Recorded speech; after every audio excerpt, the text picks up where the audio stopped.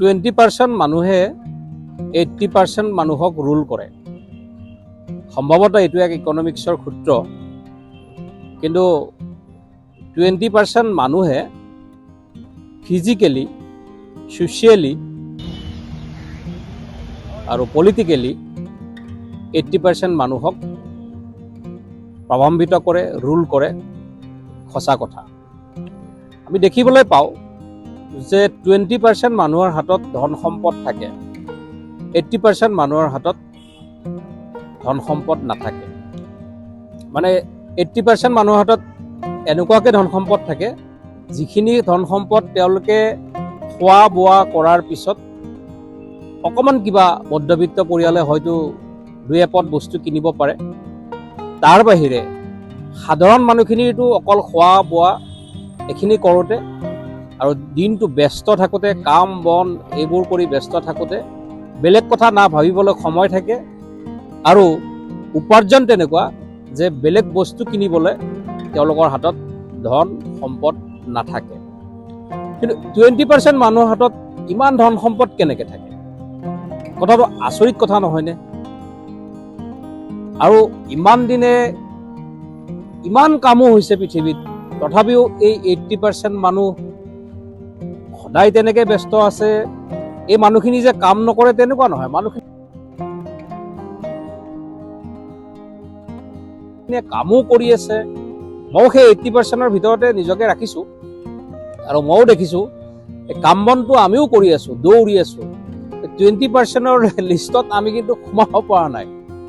আচৰিত কথা, আৰু নিজৰ ওপৰতে নিজে হাঁহি উঠা কথা। সেইকাৰণে মই হাঁহিলোঁ যে এই 20% মানুহৰ হাতত কি আলাউদ্দিনৰ চাকি আছে যে তেওঁলোকে 80% মানুহক ৰুল কৰিব, আৰু আমাৰ 80% মানুহৰ হাতত ধন সম্পদ নাথাকে, 20% মানুহৰ হাতত সকলোবোৰ ধন সম্পদ থাকে। এই পাৰ্চেণ্টেজটো অকণমান ইফাল সিফাল হ'ব পাৰে, যে সকলোতে এটা ফৰ্মুলা আছে। যেনে আমাৰ দেহতে ধৰক, আমাৰ দেহত 70% পানী থাকে, পৃথিৱীৰো 70% পানী, 30%হে হেৰি। গতিকে এই ধৰণৰ কথাবিলাক অলপমান ধৰক 10-20 কিবা এটা ইফাল সিফাল হ'ব পাৰে, কিন্তু এইটো দেখিছোঁ যে হয় কথাটো, যে একদম কম সংখ্যক মানুহৰ হাতত বৃহৎ সংখ্যক ধন সম্পদ থাকে, আৰু বৃহৎ সংখ্যক মানুহৰ হাতত খুব কম সংখ্যক একদম নগণ্য ধন সম্পদ থাকে। গতিকে এইটো এটা কেনেকুৱা ধৰণৰ কথা, আৰু এই কথাটোত আচলতে আমি মনোনিৱেশ কৰা উচিত। আৰু 20% এই তালিকাত আমি কিয় অন্তৰ্ভুক্ত কৰিব পৰা নাই নিজকে, এইটোতহে আমি চিন্তা কৰা উচিত। আৰু এই কথাটো অকল এটা দিশতে নহয়, এই যে ধনী মানুহ বা ধন সম্পদৰ অধিকাৰী বা পুঁজিপতিয়ে হওক বা নেতৃত্ব লোৱা মানুহে হওক, এই যে 20%, আমি তেওঁলোকক গালি গালাজ পাৰি লাভ নাই। তেওঁলোকে আমাক কেনেকৈ ৰুল কৰিব পাৰিছে? তেওঁলোকে আমি কেৱল ব্যৱহৃত হৈছোঁ, আমি বস্তু কিনিছোঁ, আমি দৌৰিছোঁ, আমি কাম কৰিছোঁ, অথচ আমাৰ হাতত ধন সম্পদ নাহে।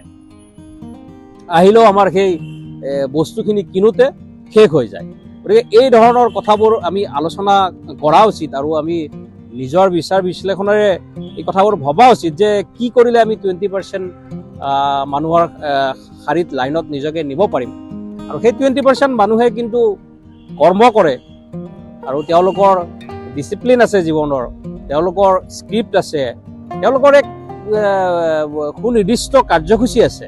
আমাৰ নিচিনা হয়তো তেওঁলোকে এই আজি বহিলোঁ, কাইলৈ কাম কৰিলোঁ, পৰহিলৈ বহিলোঁ, বা এই ধৰণৰ কথাবিলাক তেওঁলোকৰ লগত নাখাতে। তেওঁলোকৰ আপুনি দেখিলেই গম পাব যে 20% যি ক্ষমতাশালী ব্যক্তি, বিভিন্ন ধৰণৰ ফিল্ডত ক্ষমতাত থকা ব্যক্তিসকল, কিন্তু তেওঁলোকৰ কিন্তু কাৰ্যসূচী তেনেকুৱা, তেওঁলোকৰ সময় নাই, তেওঁলোক কিন্তু খুব ব্যস্ত, তেওঁলোকে কিন্তু নিয়মানুৱৰ্তিতা পালন কৰে। এই ধৰণৰ কথাবোৰৰ কাৰণেহে চাগে তেওঁলোক, মই ভাবোঁ যে তেওঁলোক আমাতকৈ আগবঢ়া। আৰু গতিকে 20% মানুহে আমাক যে ৰুল কৰে, আৰু আমি যে এই 80% মানুহে অকল এই সস্তীয়া ফূৰ্তি কৰোঁ, আমি উৎসৱ পাৰ্বণ পালন কৰোঁ, মনোৰঞ্জন লাগে আমাক, আৰু কিছুমানক এই ৰাতি হ'লে কিবা এবিধ দৰৱ লাগে, বেহুজ হোৱা দৰৱ, তেতিয়া দিনৰ গোটেই কথাবিলাক পাহৰিব খোজে আৰু পিছদিনাখন আকৌ দিনটো আৰম্ভ হয়। কিন্তু এনেকুৱাও নহয় যে আমি কাম কৰা নাই, আমি 80% মানুহৰ গাত মই দোষাৰোপো কৰা নাই। এই 80% মানুহে আমি কামো কৰি আছো, কাম নকৰাকেও থকা নাই। কিন্তু 80% মানুহে আমি কিয় সেই 20%ৰ লাইনত যাব পৰা নাই, কিয় ছাকচেছ হ'ব পৰা নাই, এই কথাবোৰ লৈ কিন্তু মই ভাবোঁ এই যে ডাঙৰ কিছুমান মানুহ আহে, গৱেষক জাতীয় মানুহ কিছুমান যে আছে, তেওঁলোকে কিন্তু এই মানুহখিনিৰ, আমাৰ নিচিনা মানুহখিনিক আমি 80%ৰ পৰা 20%ত কেনেকৈ আমাৰ জীৱনশৈলী ঠিক হয়, আমাৰ হাতলৈ কেনেকৈ অকণমান ধন সম্পদ আহে, আমাৰ কেনেকৈ অকণমান আমিও কেনেকৈ অকণমান ঐশ্বৰ্যশালী হওঁ, কেনেকৈ আমাৰ জীৱন যাপন উন্নত মানৰ হয়, এই কথাবোৰত কিন্তু মনোনিৱেশ কৰি তেওঁলোকে অকণমান চিন্তা ভাৱনা কৰি তেওঁলোকে আচলতে আমাক এক নিৰ্দিষ্ট আঁচনি তৈয়াৰ কৰি দিয়া উচিত বুলি মই ভাবোঁ। কাৰণ এতিয়া ৰাজনৈতিক কথা দেখিবলৈ পালে, ধৰক ৰাজনৈতিকভাৱে কোনো দলে আমাক কিবা আঁচনি দিয়ে, সেই বস্তুটো কিমান দিনলৈকে দিব, তেনেকুৱা কথা। আৰু সেইটো এটা তেনেকুৱা কথা বুলি মই ভাবোঁ, মোৰ ব্যক্তিগত অনুভৱ, যে আঁচনি দিয়া কথাটো মানে ঘৰলৈ এটা মাছ সদায় পঠোৱাৰ নিচিনা হয়। তাতকৈ যদি আমাক মাছ মৰাটো, কেনেকৈ মাছ মাৰিলে আমি নিজে মাছ গৈ আনিব পাৰোঁ, সেই ধৰণৰ কথাত আমাক সেই কৌশল আমাক শিকাব লাগে।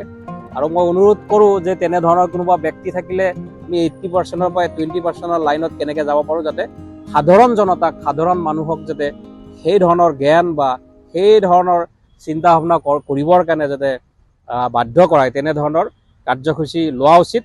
আৰু নহ'লে আমি কি কৰোঁ, আমি কাম কৰিয়ে থাকোঁ, কিন্তু আমি কেতিয়াও সেই লাইনত যাব নোৱাৰোঁ। জেনেৰেশ্যন বাই জেনেৰেশ্যন আমি সদায়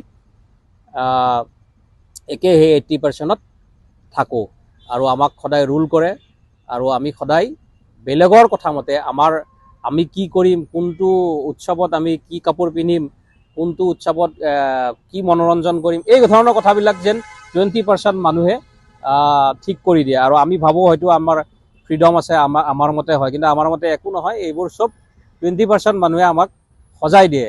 আৰু আমি কেৱল নাচিব লাগিব, ফূৰ্তি কৰিব লাগিব, উৎসৱ পাৰ্বণ পালন কৰিব লাগিব, আমি তেনেকৈ ব্যস্ত থাকিব লাগিব। কিন্তু 20% মানুহে কিন্তু সেইবোৰ কামত খুব মনোনিৱেশ নকৰে। তেওঁলোকে ধুনীয়াকৈ গোটেই কথাবিলাক স্ক্ৰিপ্টৰ, যি স্ক্ৰিপ্ট আছে তেওঁলোকৰ স্ক্ৰিপ্টৰ মতে চলে, আৰু আমি নাচি বাগি মতলীয়া হৈ থাকোঁ। মই ভাবোঁ সেই কথাখিনিত আমি অকণমান চিন্তা কৰা উচিত।